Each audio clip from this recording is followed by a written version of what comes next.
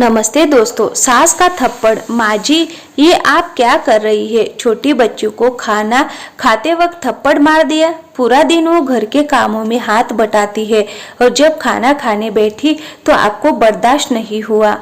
राधा देवी तमतमाते हुए गुस्से में बोली, बहुत जबान चलाने लगी है तेरी।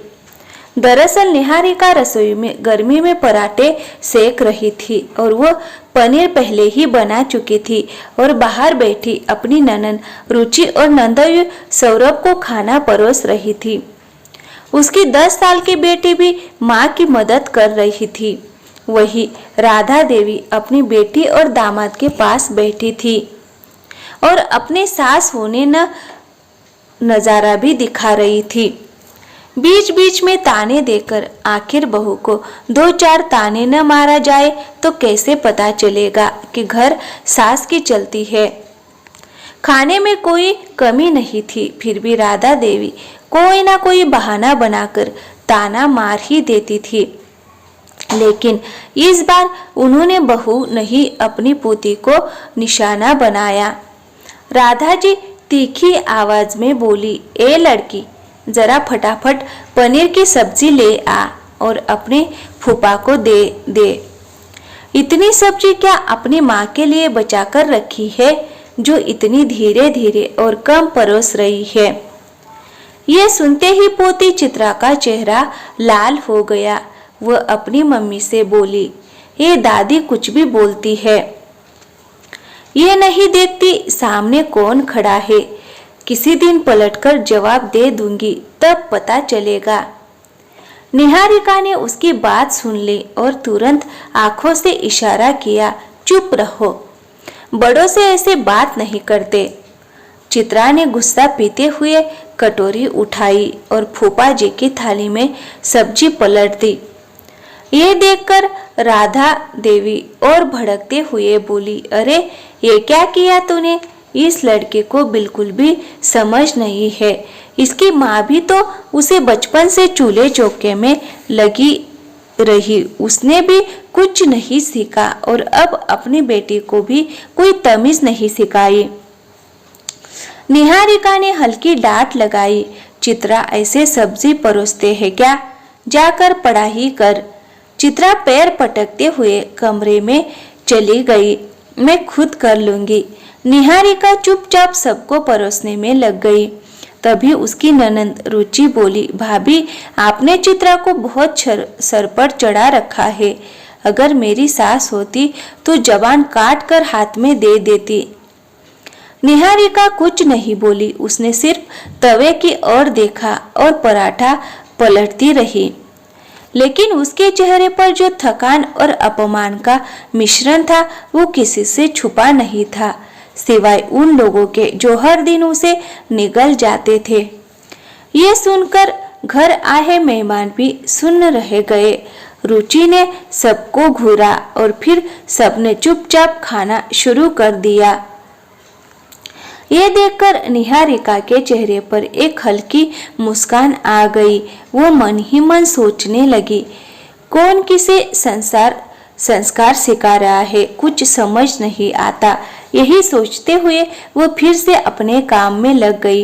इसी बीच ननन और नंदोई खाना खाकर उठे ही थे कि देवर राहुल और उसकी पत्नी नीति ऑफिस से आ गए।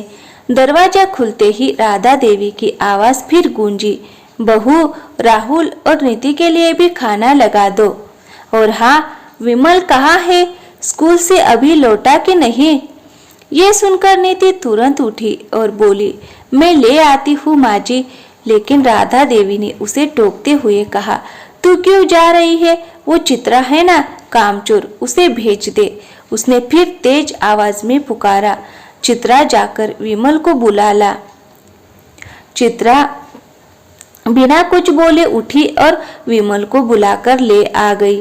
राधा देवी ने विमल को अपने पास बिठाया और तुरंत चित्रा को आदेश दिया, जा विमल का बैग इसके कमरे में रख दे।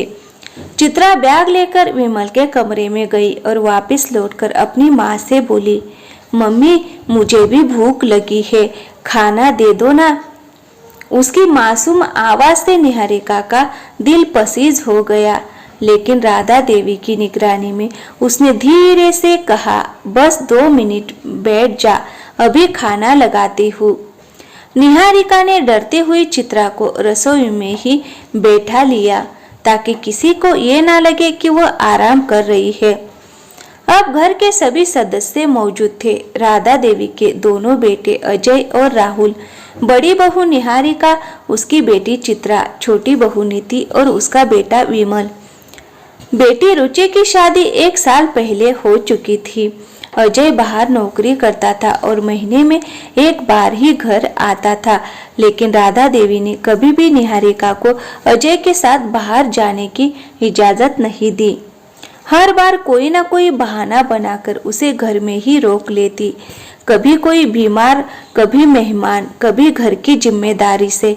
वही नीति को बेटे का सौभाग्य प्राप्त हुआ था, इसीलिए घर में रानी जैसे रहती थी। उससे कोई काम नहीं करवाया जाता था। सुबह जब वो उठती तो चाय से लेकर नाश्ता तक सब तैयार मिलता। पति के साथ उसने उसी ऑफिस में नौकरी भी कर ली थी। सुबह दोनों 8 बजे निकल जाते और शाम को 7 बजे लौटते। उनके पीछे से पूरा घर, विमल की देखभाल, सास के नखरे, मेहमानों की सेवा, रसोई का काम, सब कुछ बड़ी बहू निहारिका के सर पर था। निहारिका कब तक चुपचाप सब सहती रहेगी या वो पलटकर अपनी सास को जवाब भी देगी, ये जानने के लिए हमारे चैनल को जरूर सब्सक्राइब करें। कहानी का अगला भाग कल अपलोड किया जाएगा। अगर कहानी अच्छी लगी है तो अपनी राय कमेंट बॉक्स में जरूर दें। मिलते हैं अगली कहानी में। थैंक यू, धन्यवाद।